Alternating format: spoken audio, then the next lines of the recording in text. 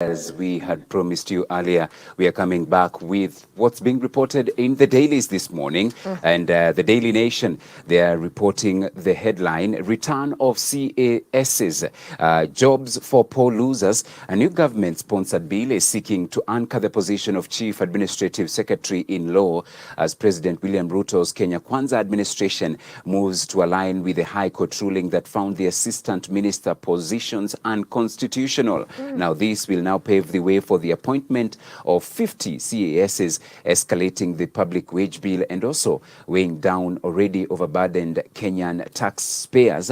That is a story you can read on page 4. Officials will now report to the Attorney General or respective cabinet secretaries if that bill is approved. And going to page 4, they are saying that they want the law anchored, or rather the positions anchored in law, going by a new government-sponsored bill, which is already in the National Assembly. However, the bill does not cap the number of CES positions that the president can appoint. Now, this gives him a blank check for the appointment of as many CESs as possible to deputize the 22 cabinet secretaries. Now, what the officials will be entitled to once the position has been ratified and anchored in law, the CAS will take home 765,188 monthly pay, which is about 40 million in a month for the 50 and 480 million a year.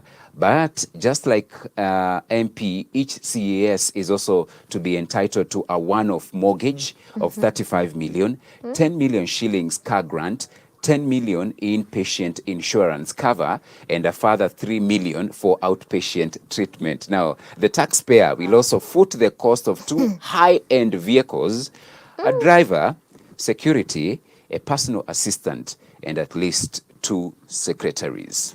Wow. Yeah, but they deserve it. They are hardworking Kenyans. Yeah. Yeah, and without that, they can't be able to function. Yeah, so read that on page 4. It's covered extensively there. Yes. And then we have Raila claims tender war is behind exams mess as Machogu defends results. The ODM leader yesterday was holding a media briefing on the results that were released, that is the KCPE results.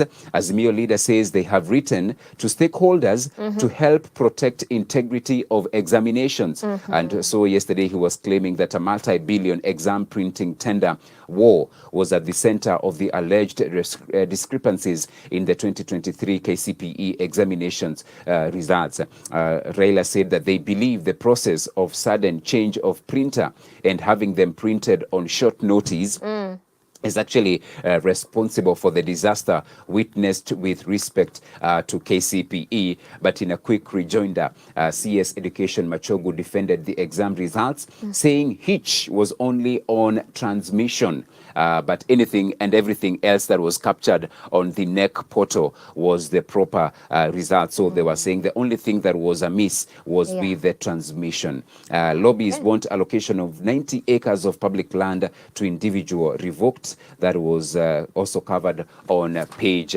7.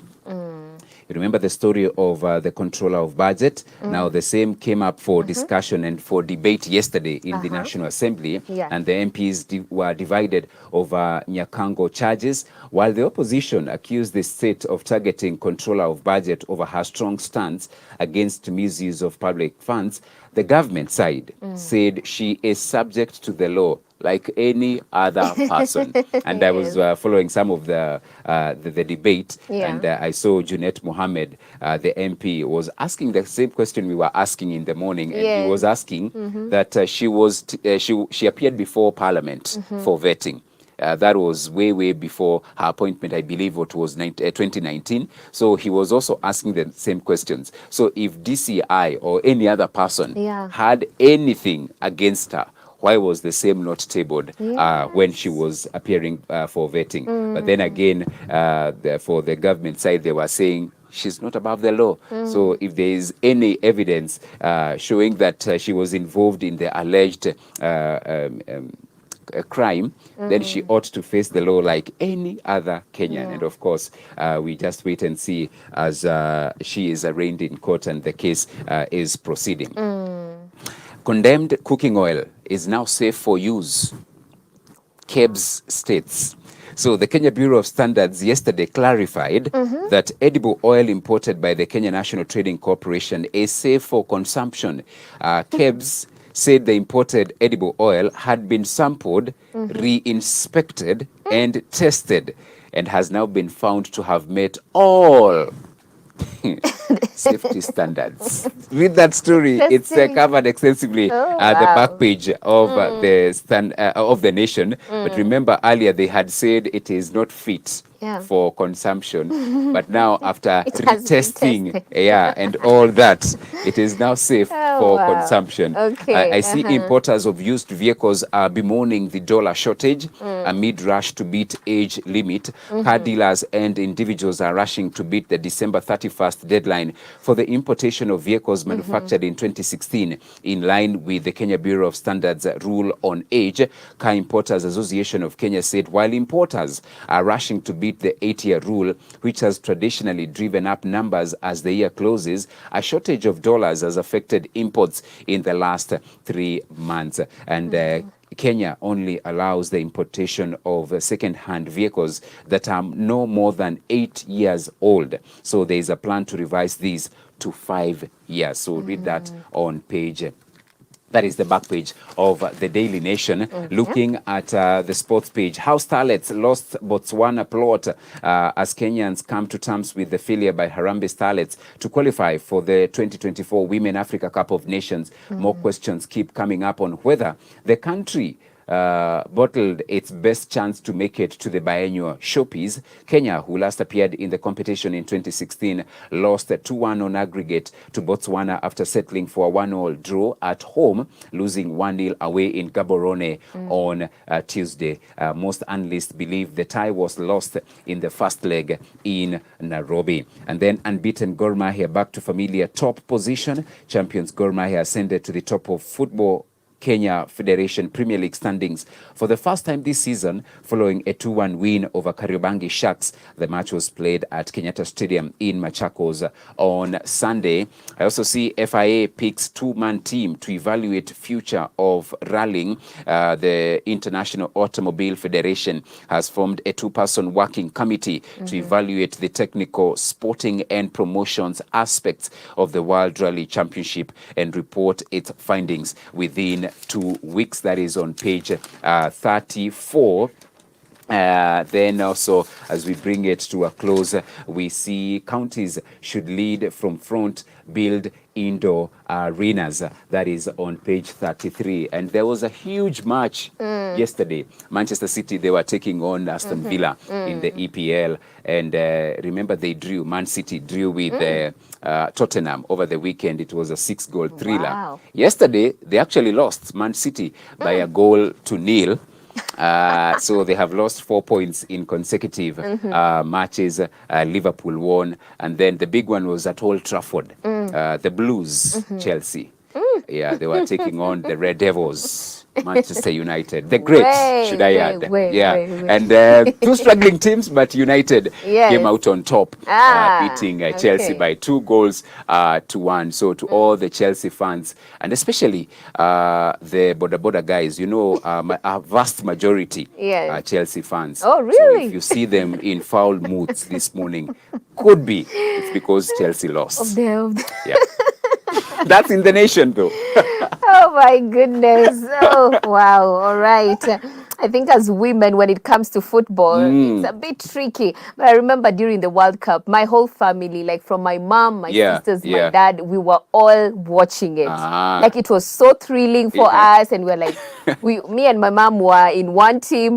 My small sister was alikuwa wenye watashinda. And then my dad and my sister, other sister, they were on the other side. It was a very interesting family bonding activity. But we've always been Team Manchester United. Awesome. You know, as a family. It's a fantastic. Yes.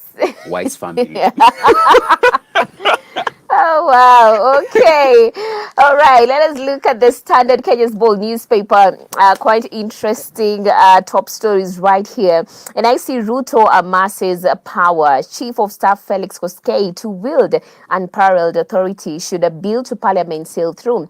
And the president wants his Mr. Fix-It to, among other things, to be the custodian of the government seal domiciled at the Attorney General's office.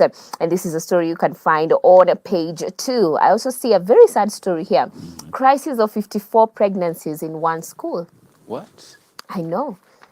54 pregnancies in one school. Sad story. That's a very sad story because I see 196 cases involve children between the ages of 10 to 14 years, and unreported cases potentially push the number even higher. So this is not even the exact number. Yeah. We could be dealing with a bigger number. And Jennifer Chemtai, who is the Bungoma deputy governor, and I say, I think of those in villages and some suffering in silence who are yet to come out.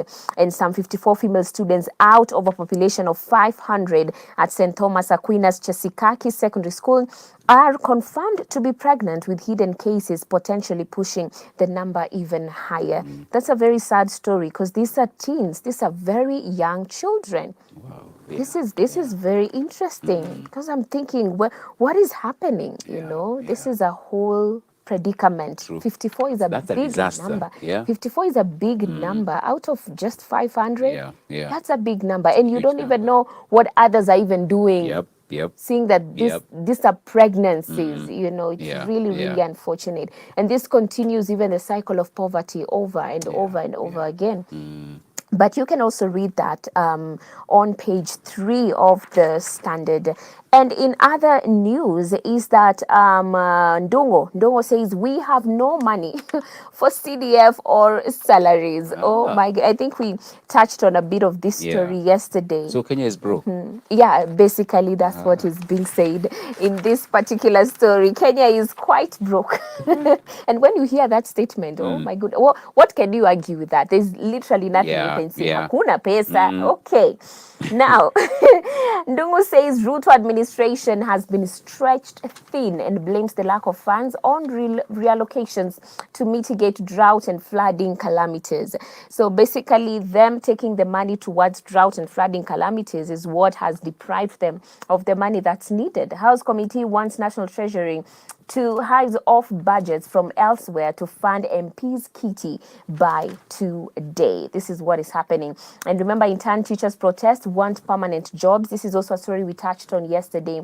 In a section of junior secondary school, intern teachers protesting along the streets of Bombet. The teachers want the Teachers Service Commission to employ them on permanent terms rather than them having to intern. And when we look at a different story, is that Raila says tendering was at ministry behind KCPE errors. There is actually a meme that I had.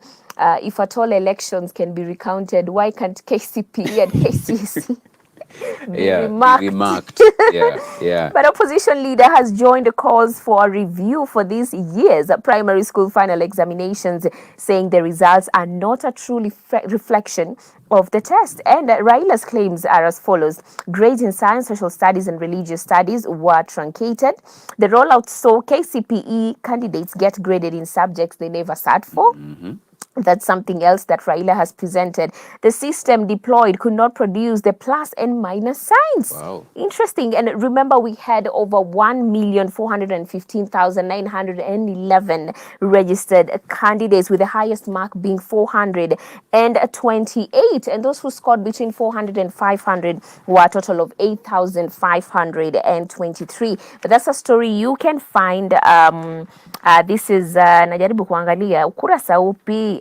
Jamani, 6 and 7. Yes, 6 and 7 is the page that you can look at that story. And I see NEC actually rectified 133 cases of missing scores. Chief Executive Officer dismisses claims that pupils in some schools had similar marks. Dr. Njengere tells MP system detects centers where candidates have identical responses. So there's a lot of conversations that are going on in that particular area of the news that is on the KCPE to say that there could have been Yeah. some errors that happened.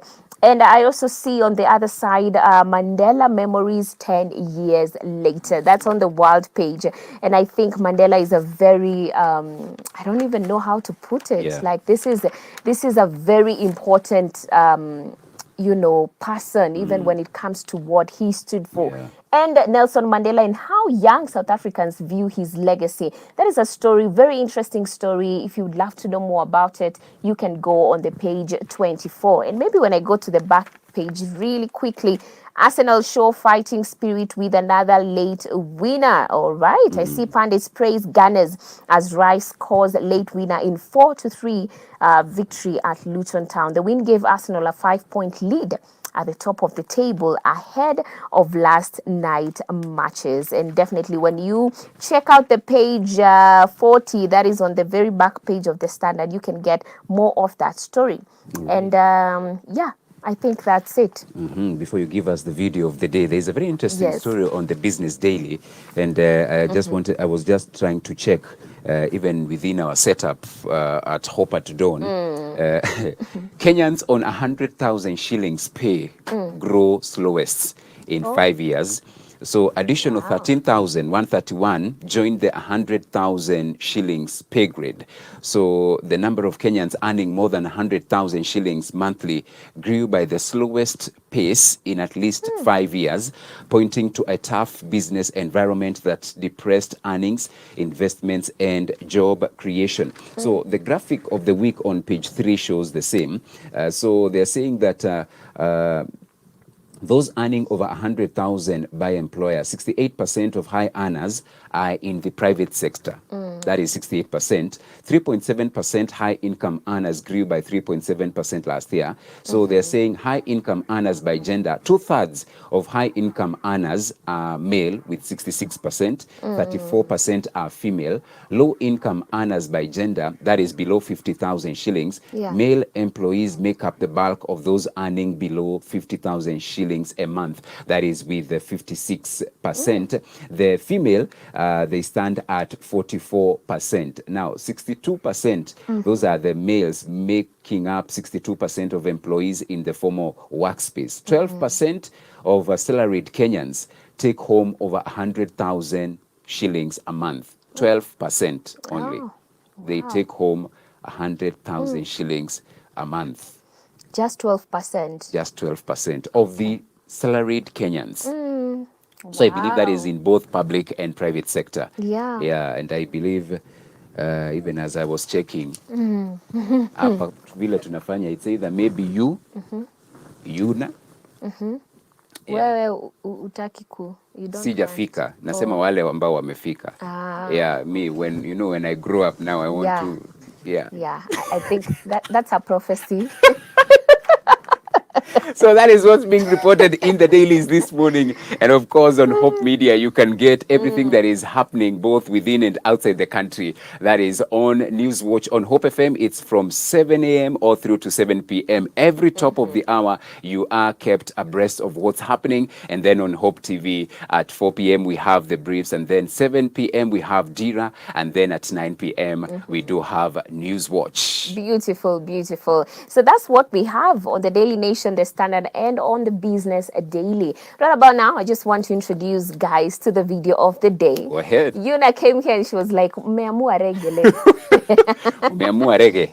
Actually, Yeah. it's going to be a reggae song by Christopher. The beauty of this song, when I looked at the video, Yeah. and guys will notice every time someone buys something, the person who is selling or the person who is actually buying would say Jesus. Yeah. And that in itself will spread cheer. Yeah. It will just spread something. And the song is in the name of Jesus, which is basically, I think in the name of Jesus is it's a cover Yeah. because there's an original song. I just want to speak the name of Jesus, that song by Charity Gale. There's a cover that Christopher has done, and they've done the video so creatively. So let guys watch it, and then when we come back, we will do a summary.